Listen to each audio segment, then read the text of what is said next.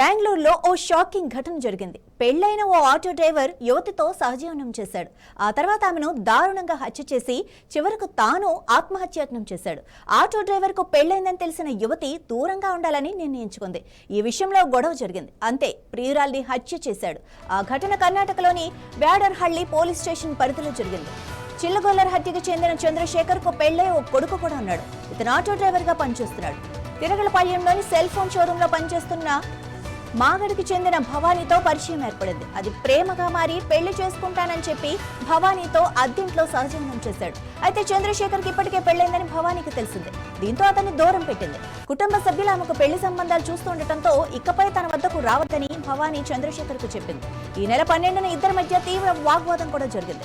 దాంతో చంద్రశేఖర్ ఆమెకు విషం తాగించి తాను తాగాడు. తర్వాత భవానీ గొంతు నులిమి హత్య చేశాడు. వారిద్దరి ఫోటోలను ఇన్స్టాగ్రామ్ లో పెట్టి పెళ్లి వార్షికోత్సవం అంటూ పోస్ట్ చేశాడు.